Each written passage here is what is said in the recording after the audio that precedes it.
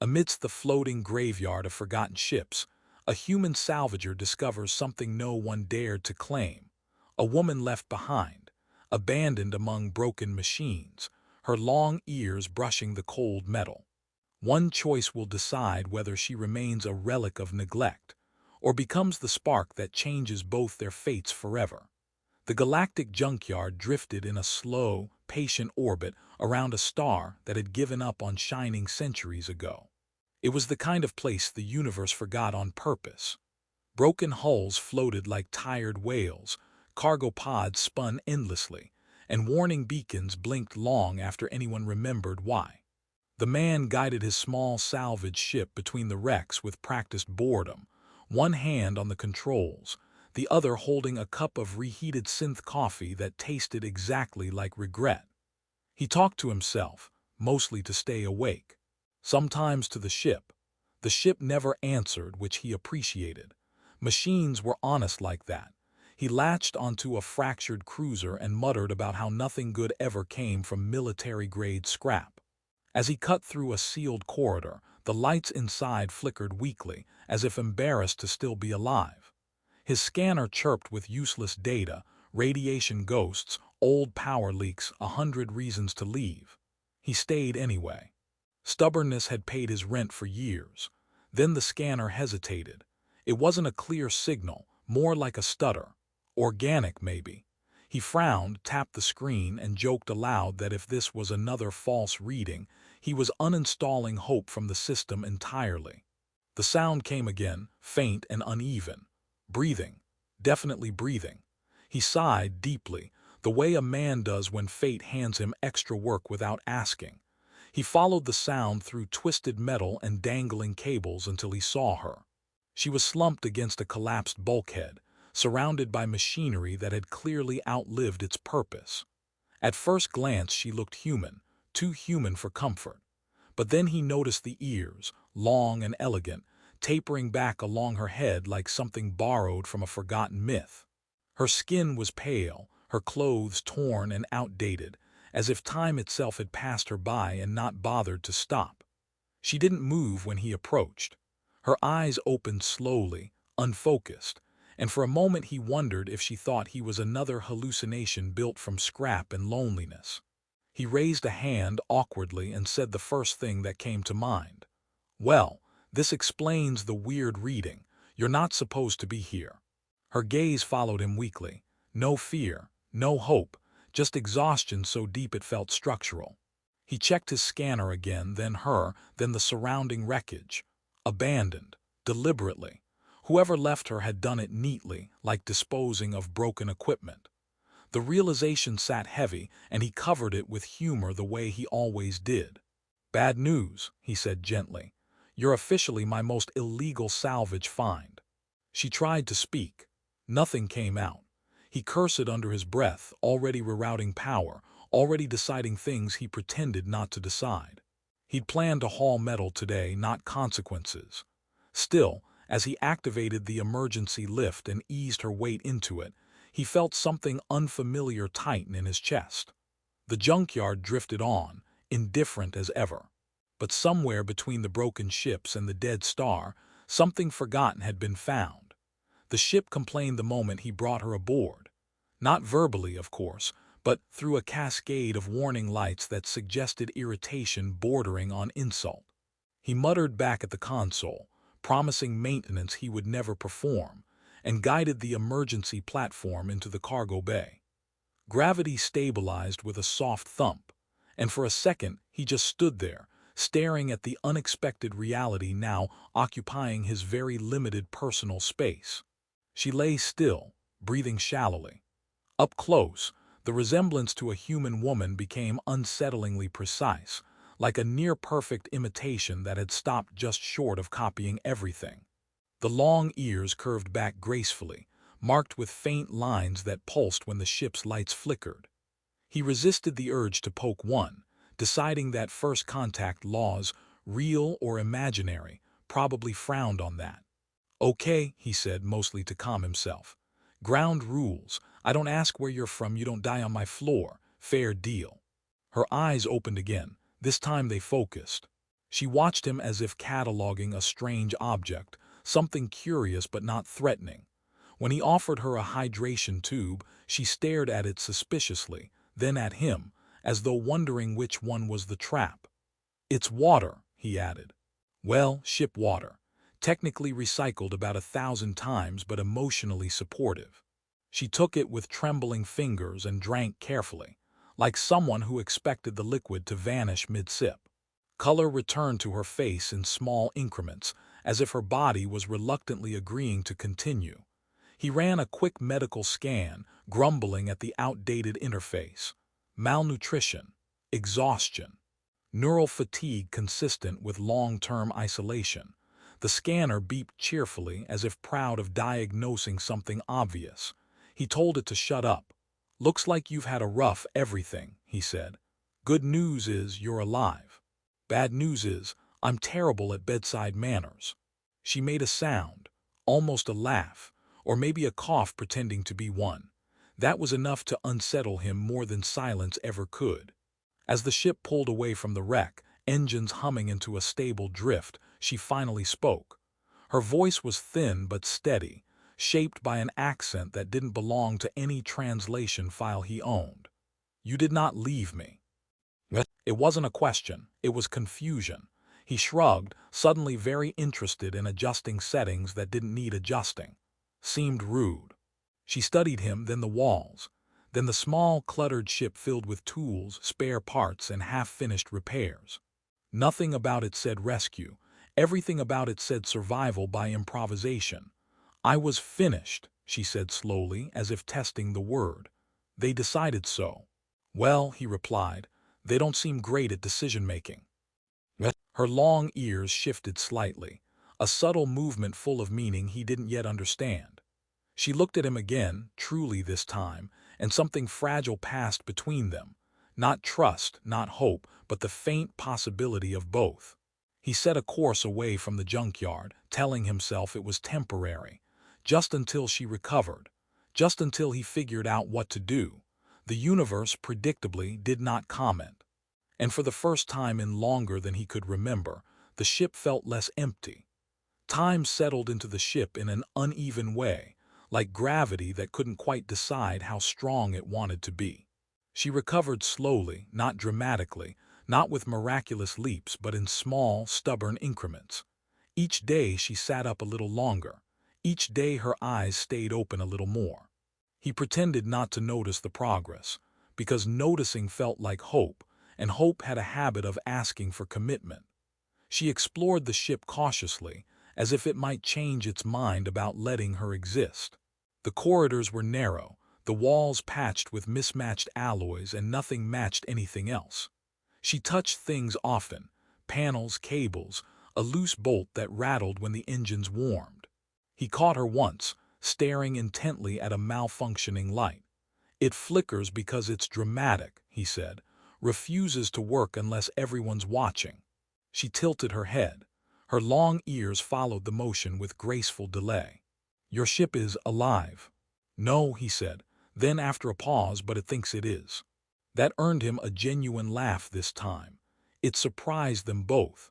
She covered her mouth as if the sound had escaped without permission. He grinned like he'd just fixed something important. She learned his routines quickly. When he worked, he complained. When he ate, he overseasoned everything. When the navigation system lagged, he insulted it creatively. She asked questions that came carefully, as though she feared wearing them out. "Why do you collect broken things?"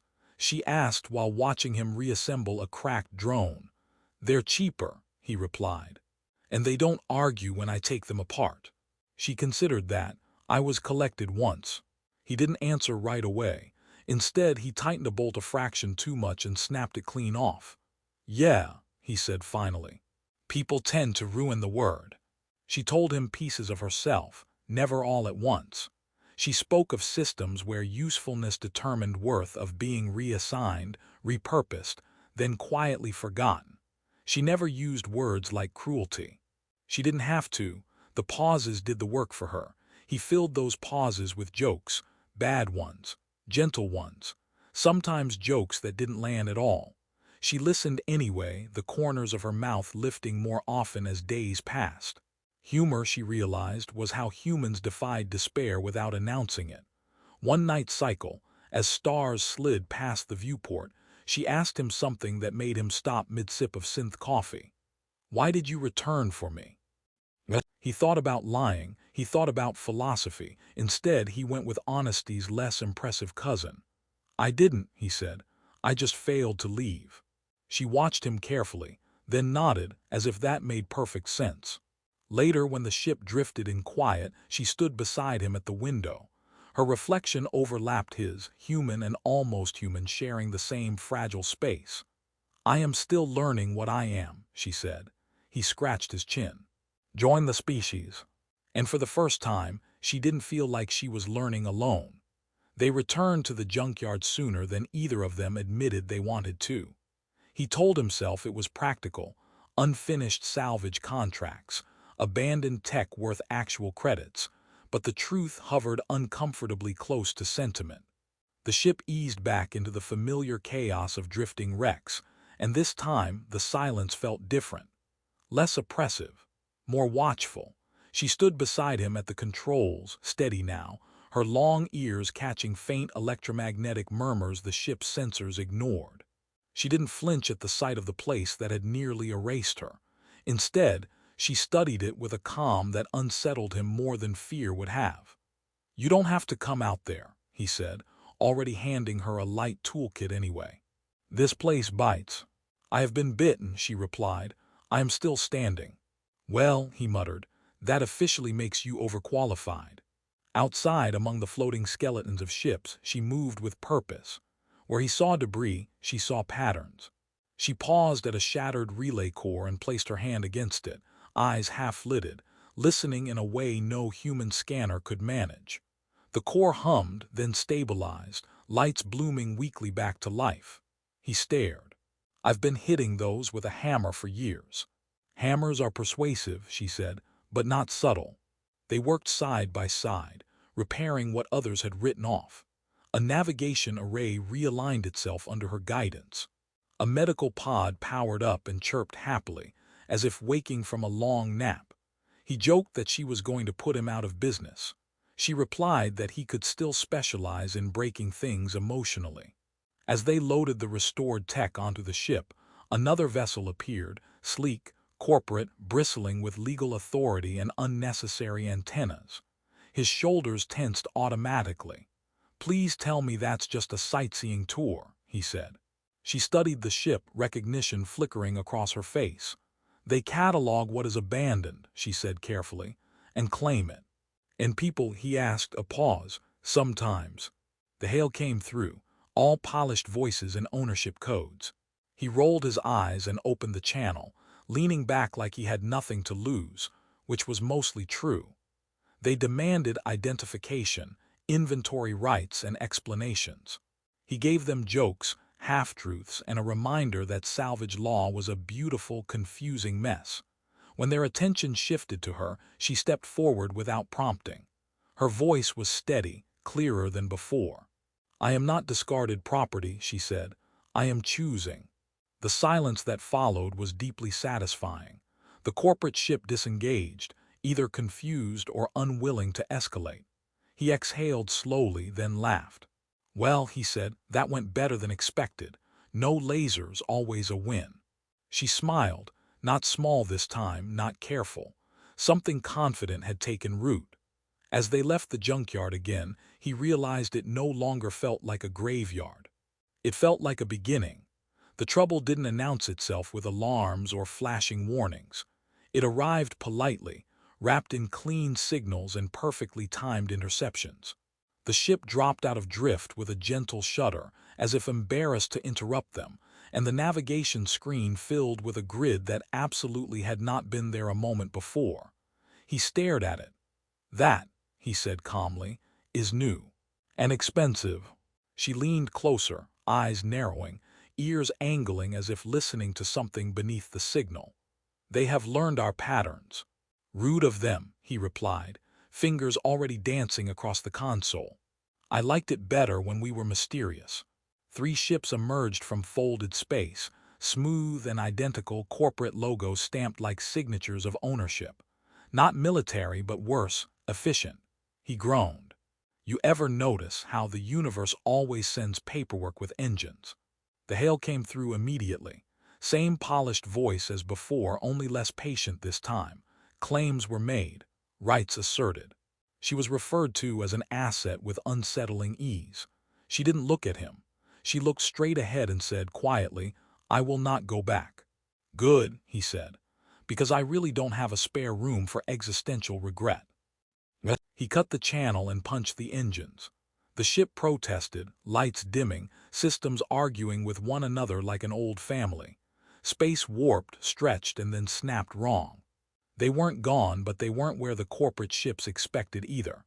One of the pursuers clipped a debris field and spun off, its perfect formation ruined. He laughed, breathless. "See, improvisation, it's a lifestyle." Alarms finally did scream. Hull temperature rose. Power rerouted itself without asking. She grabbed a stabilizer handle, steady despite the chaos, and reached out, not to the controls but to the ship itself. Systems smoothed. The erratic vibrations eased. "You are listening to it," he realized. "It is afraid," she said simply. "So am I, but that does not mean we stop." The remaining ships closed in. He armed a decoy beacon patched together from salvage junk and a sensor that had no business being attached to anything.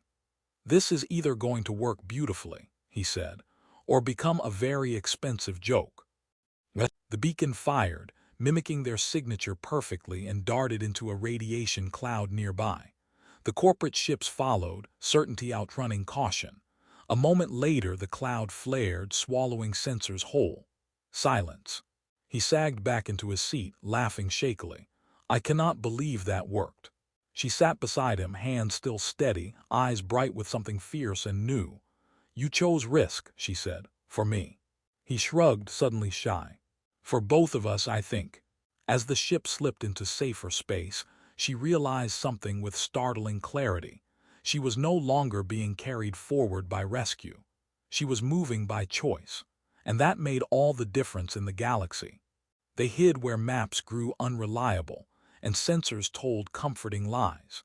The region was officially labeled as unstable space, which he translated as no one wanted to admit they'd lost track of what happened there. Stars bent at odd angles, gravity hummed instead of pulled, and time occasionally felt like it was thinking about doing something clever. He loved it immediately. "This place feels honest," he said, easing the ship into a slow glide. No promises, no guarantees, just mild existential dread. She sat cross-legged on the floor, recalibrating a device she'd rebuilt from 3 unrelated components and one piece that definitely used to be a toaster. "You find comfort in danger," she observed. "I find comfort in danger that isn't pretending to be safe," he corrected. "Big difference." The ship needed repairs, again. It always did after excitement. They worked in companionable rhythm, passing tools, sharing silence without it feeling like absence. She'd begun to move through the ship as if it acknowledged her now, panels lighting a fraction sooner, systems responding with less complaint. He watched her adjust a gravitic stabilizer with careful hands. "You know," he said, "most people who save the universe accidentally at least get a parade." "I would not enjoy a parade," she said. "Too many expectations." "Fair," he said. "I once skipped my own birthday to avoid small talk." Later, as they drifted through a field of slow-spinning particles that sang softly against the hull, conversation turned heavier without either of them pushing it there. She spoke of who she'd been trained to be, how usefulness had been measured, optimized, and then revoked. "I thought being needed was the same as being valued," she said. He nodded. "Common bug, a lot of species run it." He told her about choosing salvage over structured work, about how fixing discarded things felt like an argument against a universe that moved on too quickly. He didn't dress it up. He never did. "What will you do," she asked, "if they find us again?" He smiled thinly. "Run smarter, hide better, or," he added, glancing at her, "change the rules." The idea lingered between them. They tested a jump through a fractured corridor no corporate ship would risk. Space folded wrong. Time stuttered. For a moment, alarms sang like a choir that hadn't rehearsed. She anchored herself, reaching into systems that weren't meant to be touched directly, guiding the ship through intuition and will. When they emerged, intact and laughing in disbelief, he wiped sweat from his brow. "Remind me to never doubt you again."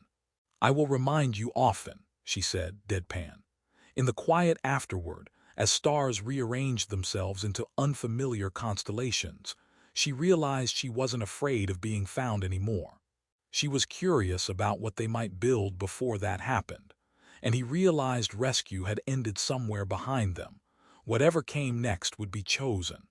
They didn't settle anywhere permanent, which felt like the most honest kind of decision they could make. Instead, the ship gained a name, then a reputation, both earned slowly.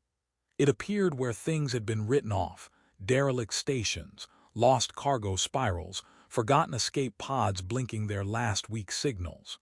He joked that they specialized in terrible timing. She corrected him and said they specialized in second chances. Word traveled, the way it does in space, carried by grateful whispers and repaired transponders. Not corporate channels, personal ones. The kind that couldn't be bought or filed. He watched her now as she negotiated with a nervous freighter crew who had never expected help to arrive. She stood taller than she once had, her long ears lifting slightly as she spoke with calm certainty. Not defiant, not afraid, simply present. When the crew thanked her, she accepted it without confusion, without shrinking from it. Later, as they drifted between stars, he leaned back in the pilot's chair and stretched. "You know," he said, "we're technically a very illegal operation." She smiled. "You say that like it is new information." They laughed, the sound filling the ship in a way that still surprised him. He realized he no longer filled silence with noise out of habit. Silence had become comfortable, chosen. The corporate ships never returned. Perhaps they decided the cost outweighed the benefit. Perhaps systems quietly updated, redefining what could be claimed and what could not. She liked to believe they learned something. He liked to believe they were embarrassed.